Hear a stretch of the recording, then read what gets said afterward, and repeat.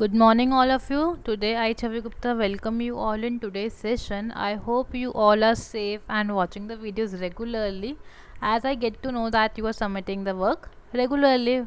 I, okay, so it basically in the previous video we have seen that what are colloids and what are suspensions, and we have covered the topic that is types of that is solutions, true solutions, and mixtures, compounds, elements, heterogeneous and homogeneous mixtures.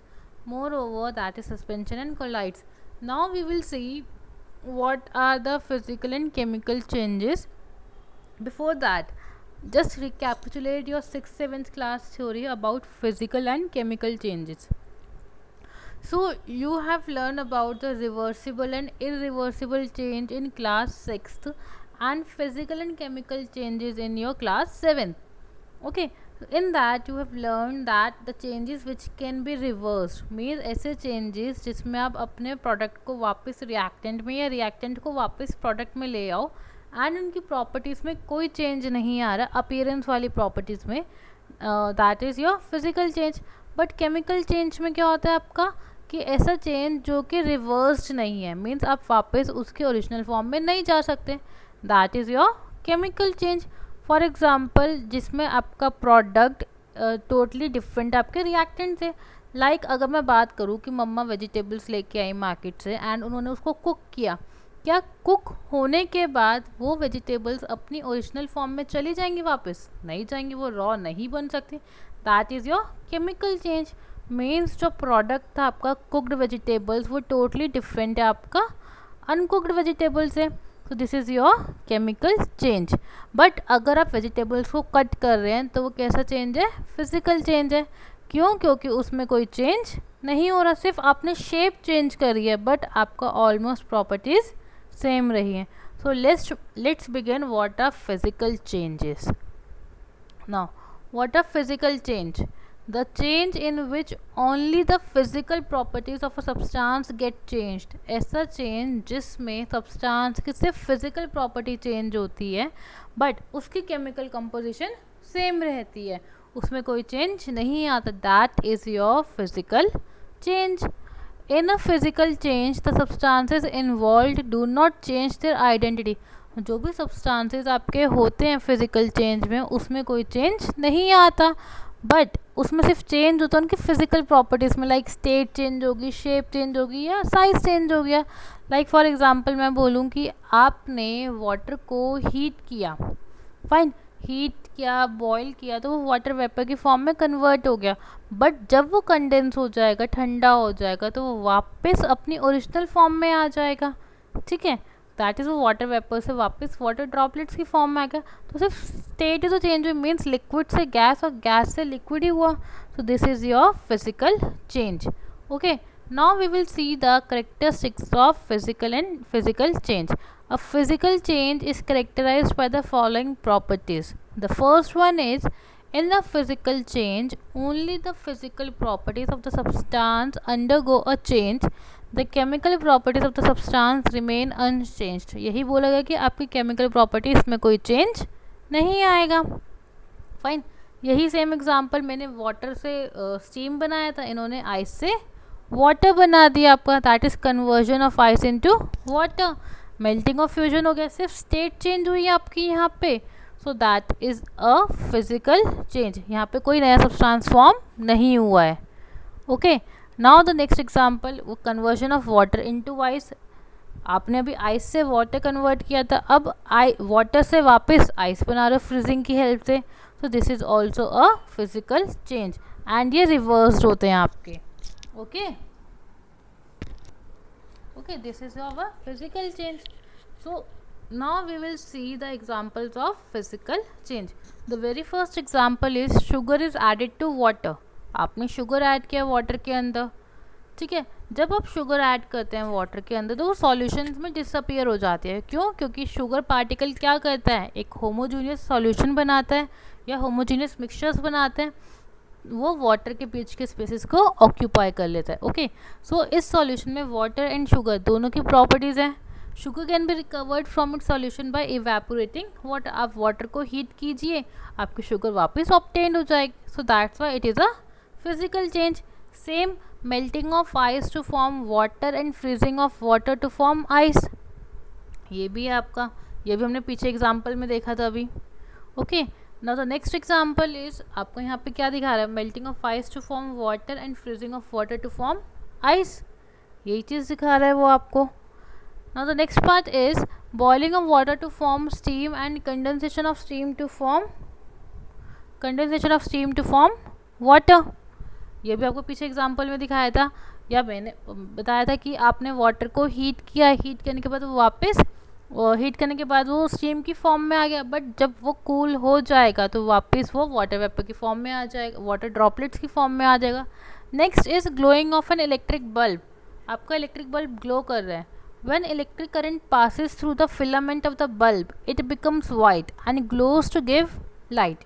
Fine, जब आपने electric current pass किया तो filament bulb का glow कर जाता है, ठीक है, और वो वाइट बन जाता है and glows to give light. But जैसे ही आपने इलेक्ट्रिक करंट ऑफ किया, मीन्स आपने स्विच ऑफ किया, तो क्या होता है, फिलामेंट अपनी ओरिजिनल शेप में आ गया, ओरिजिनल अपीयरेंस में आ गया, वहाँ पे कोई नया सब्सटेंस फॉर्म नहीं हुआ. That's why it is a physical change. Next, breaking of glass tumbler, कि जब भी आपका ग्लास टम्बलर ब्रेक होता है तो उसमें स्मॉल स्मॉल पीसेस में बट जाता है, बट हर एक स्मॉल पीस की प्रॉपर्टी क्या है कि वो ग्लास से बना हुआ है, तो वहाँ पे सिर्फ साइज चेंज हुआ है बट ग्लास की प्रॉपर्टी चेंज नहीं हुई है. So this is all about our physical change. Now let's see our chemical change. What are they? Chemical change में बेटा आप हमेशा एक बात ध्यान रखना है कि आपका यहाँ पे जो सब्सटेंस बनेगा, मीन्स जो प्रोडक्ट बनेगा, वो टोटली डिफरेंट होगा आपके रिएक्टेंट से. ओके, वो टोटली डिफरेंट होगा आपके रिएक्टेंट से. A change in which chemical composition and chemical properties of reacting substance undergo a change is called a chemical change. Like burning of candle. Why burning of candle is a chemical change? Because जब आप candle burn करते हैं तो उसमें जो thread होता है वो ओरिजिनली वाइट कलर का होता है, बट जब वो बर्न होता है तो बर्न होने के बाद वो वापस ब्लैक कलर में हो जाता है, एंड वो ब्लैक कलर से वापस उसी ओरिजिनल थ्रेड वाइट कलर में नहीं आ सकता. ओके, नेक्स्ट, सोरिंग और कर्डलिंग ऑफ मिल्क. मीन्स आप मिल्क से कर्ड बना रहे हैं तो कर्ड वापस मिल्क में नहीं जा सकती, एट एनी कॉस्ट वो कभी नहीं जाएगी वापस.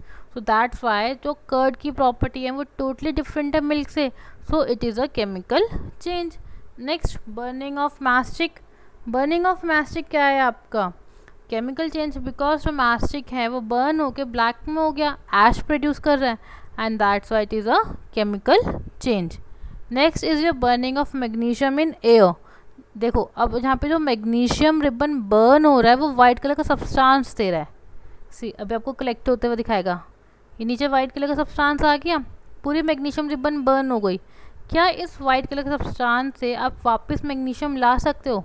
नो, क्योंकि ये मैग्नीशियम ऑक्साइड बना है, मैग्नीशियम और ऑक्सीजन आपस में रिएक्ट कर गए एंड वो मैग्नीशियम ऑक्साइड फॉर्म कर गया. सो दिस मैग्नीशियम ऑक्साइड की प्रॉपर्टी जो है वो टोटली डिफरेंट है मैग्नीशियम से. क्लियर? नेक्स्ट, फूड जो डाइजेस्ट करते हो आप फूड रोटी की फॉर्म में, चपाती की फॉर्म में डाइजेस्ट करते हो, बट इवेंचुअली जब आपकी बॉडी में वो चला जाता है तो सिंपल न्यूट्रिएंट्स की फॉर्म में वो डाइजेस्ट हो जाता है, एब्जॉर्ब हो जाता है. तो क्या आप उससे वापस चपाती की फॉर्म ला सकते हो? नहीं ला सकते. सो that's Y digestion of food is also a chemical change. Next, rusting of iron. सबको पता है कि आयरन एक्चुअली में ग्रे कलर का होता है, बट जो वो रस्ट हो जाता है, ख़राब हो जाता है, तो वो रेडिश ब्राउन में कन्वर्ट हो जाता है, और इस रस्ट में कोई भी स्ट्रेंथ नहीं होती, एंड इस रेडिश ब्राउन से वो टोटली वापस अपने ग्रे कलर के आयरन में नहीं जा सकता. सो दैट्स वाई आपका आयरन क्या है, रस्टिंग ऑफ आयरन क्या है, केमिकल चेंज है. Next, burning of crackers. Burning of crackers भी आपका केमिकल चेंज है, बिकॉज जो गैसेस निकल रही हैं, जो क्रैकर बर्न हो रहा है वो वापस रिस्टोर होके क्रैकर की फॉर्म में नहीं जा सकता. क्लियर है? Next is burning of hydrogen in air और ऑक्सीजन. जब आपका हाइड्रोजन या हाइड्रोजन बर्न करता है ऑक्सीजन के प्रेजेंस में, तो वो एक नया सब्सटेंस फॉर्म करता है, एंड जब वो नया सब्सटेंस फॉर्म कर रहा है तो वो एक्चुअली में अपना ओरिजिनल फॉर्म में वापस नहीं जा सकता, वो न्यूली सब्सटेंस फॉर्म करके, that is your water. And water कभी भी हाइड्रोजन और ऑक्सीजन की फॉर्म में नहीं जा सकता. So that's why it is a chemical change.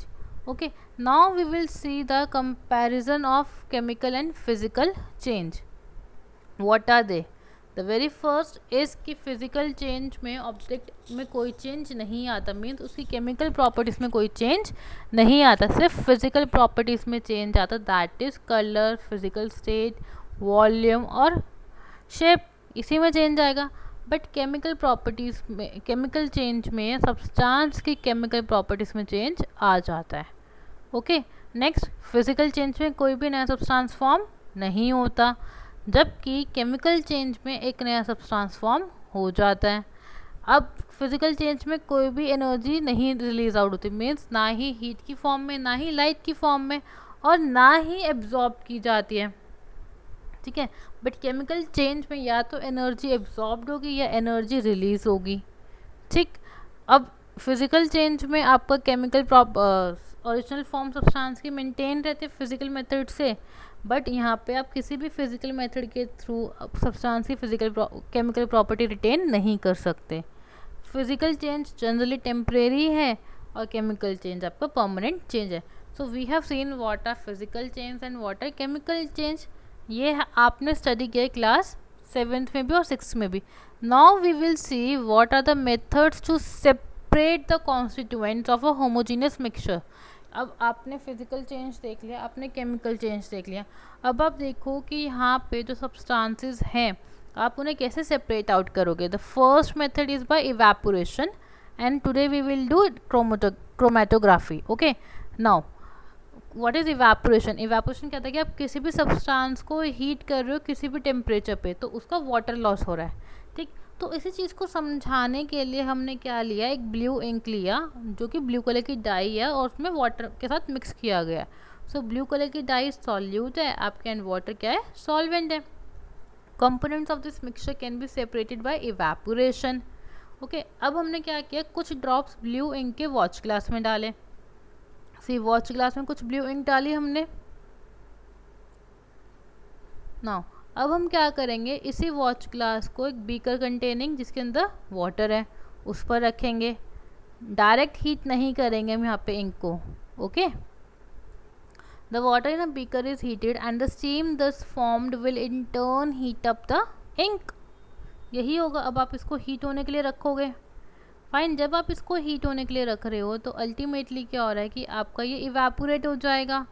Water जो इंक के अंदर है वो इवेपोरेट होएगा और वॉच ग्लास में सिर्फ एज अ रेसिड्यू आपकी ब्लू इंक बच जाएगी, बट उसके अंदर वाटर कंटेंट नहीं होगा. Note, it may be noted here that the direct heating of ink is avoided because dye may be decompose on direct heating. Means कि यहाँ पे हमने वाटर ग्लास क्यों रखा है नीचे, वाटर कंटेनर के ऊपर क्यों रखी है हमने इंक, क्योंकि अगर हम इंक को डायरेक्टली हीट करते हैं तो वो टूट जाएगी अपने अपने कंपोनेंट्स में, डिकम्पोज हो जाएगी, ख़राब हो जाएगी. ठीक है, तो उस चीज़ को प्रिवेंट करने के लिए हमने इसको वॉच ग्लास के अंदर रख के आपका बीकर के ऊपर हीट कर रखा है. अब हीट करने से क्या होगा कि उसके अंदर जो वाटर है वो इवेपोरेट हो जाएगा एंड आपको वहाँ पे इंक के पार्टिकल्स फॉर्म होते हुए दिख जाएंगे. So this is your evaporation. Now we will see what is a chromatography. ना व्हाट आर क्रोमेटोग्राफी. क्रोमेटोग्राफी क्या है, क्रोमा का मतलब कलर होता है बेसिकली ग्रीन में. सो एक्चुअली में क्या करता है, जो भी कंपोनेंट्स हम ले रहे हैं उसमें कितने कलर्स प्रेजेंट हैं वो हम इस टेक्निक के थ्रू सेपरेट आउट करते हैं. क्लियर. जनरली हम इंक लेते हैं जिसमें 2 या 2 से ज़्यादा कलर्स होते हैं, डाइज होती हैं, एंड पेपर क्रोमेटोग्राफी की हेल्प से, पेपर क्रोमेटोग्राफी बेसिकली एक सिंपल फिल्टर पेपर होता है आपका जिस पे हम इंक के स्पॉट्स रखते हैं एंड देन उसको एक सॉल्वेंट के अंदर डिप करते हैं. ठीक, जब हम उसे सॉल्वेंट के अंदर डिप करते हैं तो कुछ टाइम के बाद वो सॉल्वेंट पेपर क्रोमेटोग्राफी के थ्रू राइज करता है एंड देन आपका वो इंक में जितने भी पार्टिकल्स होते हैं, लाइक अगर आपकी ब्लू कलर की इंक है या ब्लैक कलर की इंक है, ब्लैक कलर की इंक में सपोज रेड और रेड ब्राउन कलर के पिगमेंट्स अवेलेबल हैं, तो वो रेड और ब्राउन कलर के पिगमेंट्स अलग अलग सेपरेट हो जाएंगे. This is your paper chromatography. So this technique is based upon the different solubilities of different components in the same solvent. Solvent आपका सेम रहता है, ठीक है, बट अलग अलग components आपके डिज़ोल्व किए जाते हैं इसके अंदर. इंक के अंदर तो अलग अलग components है ना, तो वही चीज़ सेपरेट आउट होती है यहाँ पे. when a solvent is allowed to pass over a mixture of such colored substances, the substances which is more soluble in the solvent moves faster and hence get separated from other substances in the mixture which move slowly. इस line का मतलब ये है कि जो substance बहुत जल्दी move करेगा बहुत जल्दी सेपरेट हो जाएगा, जो धीरे धीरे मूव करेगा वो धीरे धीरे सेपरेट आउट होगा. क्लियर है? सो ये आपने पॉइंट्स पढ़े. Now we will see what is the procedure, कि इसे करना कैसे होता है. आपको प्रोसीजर लिखने की ज़रूरत नहीं है, सिर्फ आपको समझना है. यहाँ पे take a thin strip of special type of paper called chromatographic filter paper. ठीक, ये आपका फिल्टर पेपर है. अब आपने क्या किया, 5 सेंटीमीटर ऊपर इस पर एक लाइन लगाई. ठीक है, लगाने के बाद आप इसका एक सेंटर पॉइंट लेंगे. सेंटर पॉइंट लेने से क्या होगा, अब इसमें यहाँ पे आप ड्राई द स्पॉट, आप यहाँ पे एक स्पॉट लगाएंगे इंक का. ठीक, अब इस इंक के स्पॉट को ड्राई करेंगे. देन ड्राई करने के बाद आप इस फिल्टर पेपर को एक गैस जार के अंदर रखेंगे. ओके सी, अभी गैस जार आ गया, इस ग्लास जार के अंदर रखेंगे हम. इसमें नीचे सॉल्वेंट है आपका, ये सॉल्वेंट धीरे धीरे धीरे राइज कर रहा है एंड सी वो कंपोनेंट सेपरेट हो गए आपके. फाइन, यही आपका क्रोमेटोग्राफी टेक्निक होता है. आपको देख रहे हो यहाँ पे रेड, ब्लू और ऑरेंज कलर में सेपरेट हो गए हैं. So this, as the water rises up the filter paper by the capillary action and flows over the spot, it takes along with it dye particles at various speed. ऐसे आपके particles की speed separate out हो गई and आपके particles जो अलग अलग components के थे वो separate out हो गए. So this is your chromatography technique. I hope this is clear to you what is a chromatography technique. So in today's session you will do some of the questions on physical and chemical change. The dash, the properties of a substance remain unchanged during a physical change. Electrolysis of water is a dash change. Changes can be classified into dash change and dash change. Now digestion of food is a dash change. A new substance is formed during a dash change. On the basis of their properties, elements are classified into 3 kinds of metals and dash. Okay. Now next is a dash is composed of atoms of the same kind. Water is a dash made up of hydrogen and oxygen. Brass is a mixture of dash and dash. You can use the box given on the right side, but please do the questions carefully.